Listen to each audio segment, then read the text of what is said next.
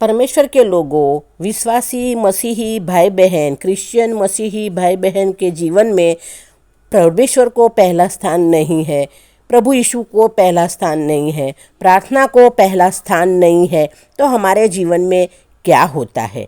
अगर हमारे जीवन में हम प्रार्थना नहीं करते हैं, कुछ भी काम करने से पहले हमारे जीवन में हम प्रार्थना नहीं करते हैं, तो हमारे जीवन में क्या होता है उसके बारे में हम आज इस वीडियो में बात करेंगे। अगर आप प्रार्थना नहीं कर रहे हैं तो आप सोचो, प्रार्थना ना करके आप तय नहीं कर पाओगे कि परमेश्वर आपके लिए कुछ करेगा या नहीं।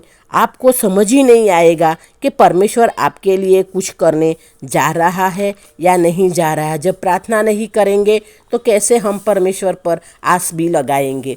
आपको भी समझ नहीं आएगा कि परमेश्वर कौन कौन से काम करने वाला है। आप गलत डिसीजन लेना शुरू कर देंगे।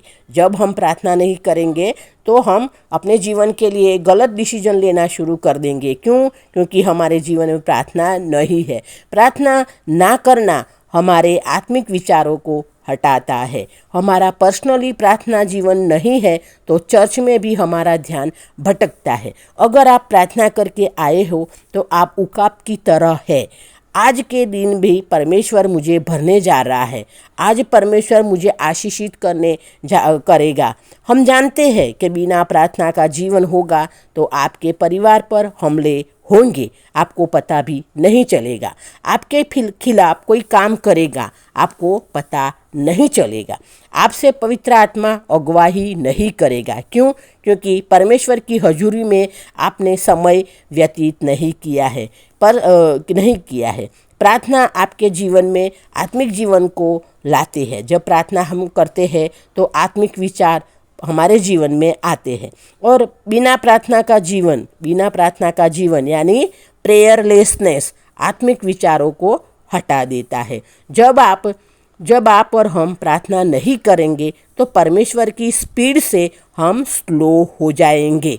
परमेश्वर ने आपके लिए एक कार्य तैयार किया है और जब आप प्रार्थना नहीं कर पा रहे हो तो आपको परमेश्वर के साथ नहीं चल पाएंगे। जब हम प्रार्थना नहीं करें तो हम परमेश्वर के साथ नहीं चल पाते। पवित्र शास्त्र बाइबल में यशाया की किताब उसका 40 और 31 वचन में लिखा है, उसके मुताबिक हम दौड़ेंगे, हम चलेंगे और हमारे जीवन में प्रार्थना की कमी होने से हम परमेश्वर के साथ नहीं चल पाते। हाँ, हम दौड़ेंगे और थकेंगे नहीं, लेकिन जब हम परमेश्वर के साथ चलेंगे तब। जब परमेश्वर के साथ नहीं चलेंगे तो हम थक जाएंगे। कई बार हम परमेश्वर की योजना के मुताबिक परमेश्वर के साथ हम नहीं चल रहे होते। कई बार हम ऐसे परमेश्वर के साथ नहीं चल रहे। क्यों? क्योंकि हमारे जीवन में प्रार्थना की कमी हो गई है। हमारा जीवन बिना प्रार्थना का जीवन हो गया है। आपको पता है, मिस्र देश से जब इजरायली लोग निकले तो उनके साथ मेघ के रूप में परमेश्वर उनके साथ था। दिन में मेघ के रूप और रात में अग्निस्तंभ के रूप परमेश्वर खुद उनके साथ था। जहाँ जहाँ इजरायली लोग जाते थे वहाँ वहाँ उन पर दिन में मेघ स्तंभ रहा करता था, अग्निस्तंभ भी रहा करता था।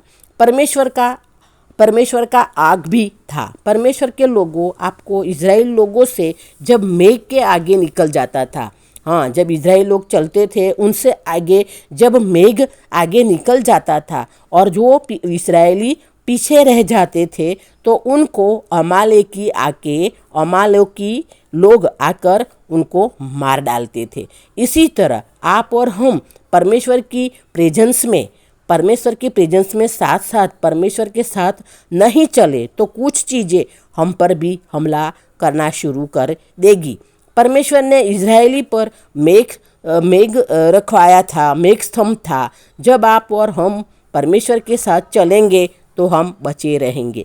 कुछ लोगों के जीवन में मुश्किलें हैं, तकलीफ है, दिक्कत है, क्योंकि परमेश्वर के साथ परमेश्वर की स्पीड में नहीं चल रहे हैं। इसीलिए प्रार्थना आपको परमेश्वर के साथ परमेश्वर की स्पीड में चलना सिखाएगी। प्रार्थना हमको परमेश्वर के साथ चलना, परमेश्वर की स्पीड में चलना सिखाएगी। हमारे जीवन के परमेश्वर के पास योजना है। हमारे जीवन की परमेश्वर के पास योजना है। जब हम प्रार्थना करके परमेश्वर के साथ चलेंगे तो परमेश्वर हमें बचाएगा और हमारे जीवन में कार्य भी करेगा, हमें सफल भी करेगा और हमारे लिए जो परमेश्वर ने योजना बनाई वो पूरी भी करेगा। लेकिन कब? जब हम प्रभु यीशु में परमेश्वर को प्रार्थना करेंगे, घुटना टेका कर, सर झुका कर, तब हमें प्रार्थना करनी है कुछ भी काम करने से पहले। और 1-2 दिन, 3 दिन, 4 दिन ऐसे नहीं, जब तक हम जिंदा रहते हैं तब लगातार निरंतर हमें प्रभु की प्रेजेंस में रहकर प्रार्थना करना है। परमेश्वर के लोगों, मैं भी आपको प्रभु यीशु के नाम से रिक्वेस्ट करती हूँ कि आप चर्च जाते हो, अच्छी बात है। आप स्तुति आराधना करके वचन सुनते हो, वचन पढ़ते हो, वो तो सबसे बेस्ट है। रिवाइवल सभा में जाते हो, रिवाइवल मीटिंग्स में जाते हो, बहुत अच्छी बात है। लेकिन इन सबसे बढ़कर है आपका एक पर्सनल प्रार्थना का जीवन होना जरूरी है। कुछ भी करो लेकिन अपना रूम बंद करके अपना पर्सनल प्रार्थना जीवन होना बहुत ज़रूरी है एक मसीही भाई बहन के मुताबिक।